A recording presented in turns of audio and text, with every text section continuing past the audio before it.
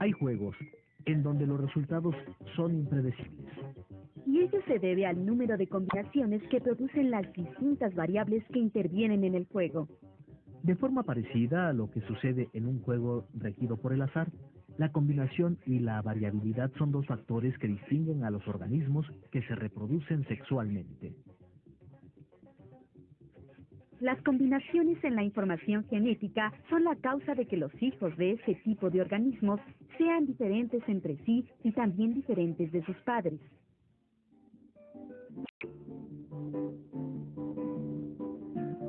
Las especies que se reproducen de forma sexual son aquellas en las cuales se requieren dos progenitores, un macho y una hembra. Tanto el macho como la hembra cuentan con células especializadas en la reproducción. A estas células se les llama células germinales, aunque también se les conoce con otros nombres: células reproductoras, células sexuales o gametos. Existen dos tipos básicos de células germinales: el óvulo y el espermatozoide. Los óvulos son las células germinales femeninas, mientras que los espermatozoides son las células germinales masculinas. Las células germinales solo pueden reproducirse a través de un proceso que recibe el nombre de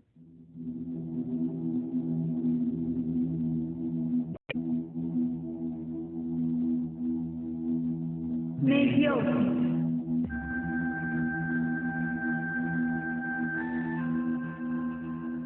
La meiosis, que nada tiene que ver con el miedo o el terror, es un mecanismo especializado de división celular propio de los organismos que efectúan la reproducción sexual. Pero antes de conocer detalladamente este proceso, es preciso hacer una breve parada en nuestro camino.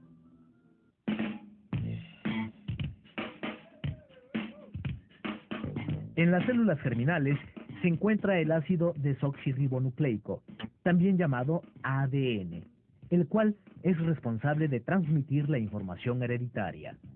Además de que contiene las características genéticas de un organismo, el ADN lleva inscritos los rasgos distintivos de la especie a la cual pertenece un individuo. El ADN de los espermatozoides contiene la información hereditaria del macho y el de los óvulos la información hereditaria de la hembra. Ambas informaciones se combinan en el momento de la fecundación.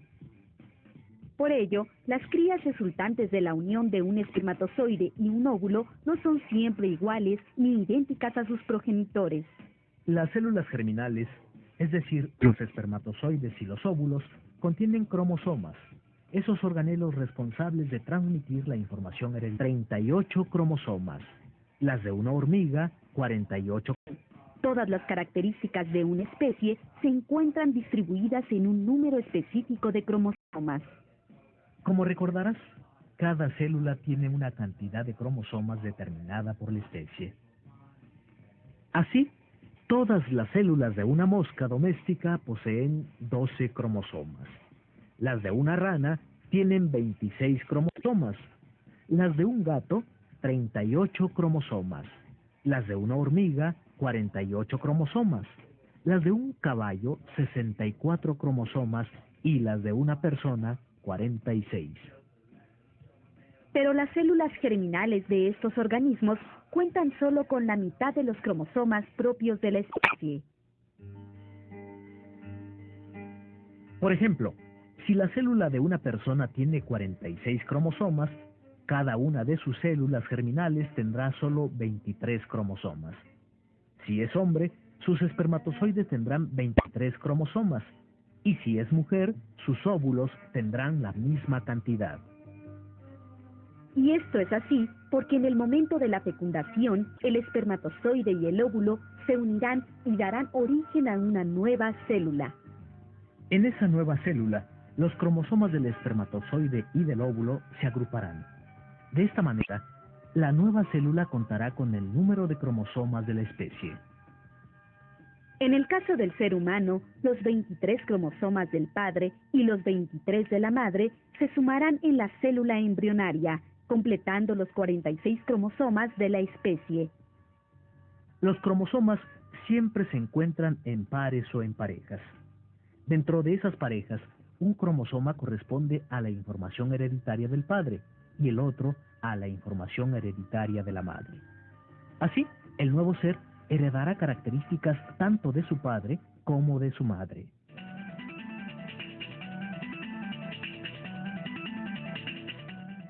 La palabra meiosis significa reducción. Y la reducción de los cromosomas es precisamente una característica esencial de este proceso.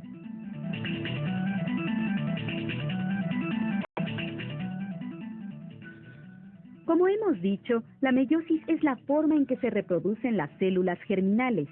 Tiene lugar en órganos especializados en la reproducción.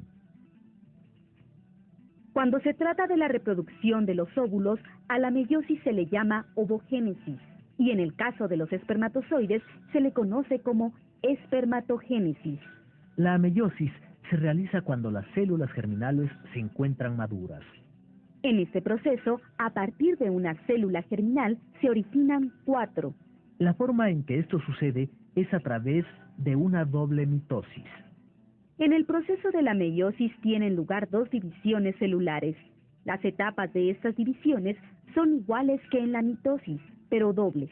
A las fases de la primera división se les llama profase 1, metafase 1, anafase 1 y telofase 1. A las de la segunda división se les ha denominado como profase 2, metafase 2, anafase 2 y telofase 2. En la meiosis, las profases son especialmente significativas, pues en ellas suceden 2 hechos que no se presentan en la mitosis.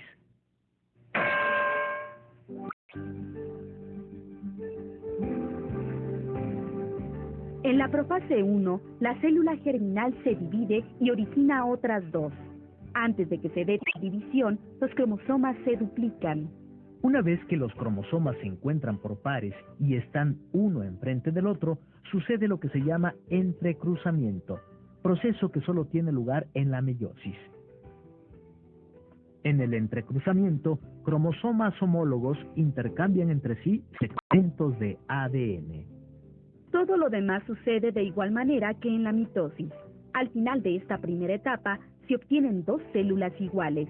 Cada una de las células germinales resultantes tiene el número de cromosomas que corresponde a la especie.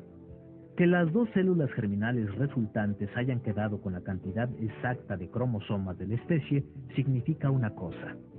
Los cromosomas de la célula de origen se duplicaron, tal y como sucede en una mitosis. Apliquemos un poco de matemáticas elementales. Supongamos que la célula original tenía 46 cromosomas. En el momento de reproducirse, duplicó su cantidad de cromosomas, esto es, quedó con 92 cromosomas. Esos 92 cromosomas se dividieron de forma equivalente en las 2 nuevas células. Así cada una quedó con 46 cromosomas. Como puedes ver, el proceso hasta aquí es igual que el de la mitosis, pero con una importante diferencia. Los cromosomas intercambiaron entre sí información genética, algo que solo sucede en la meiosis.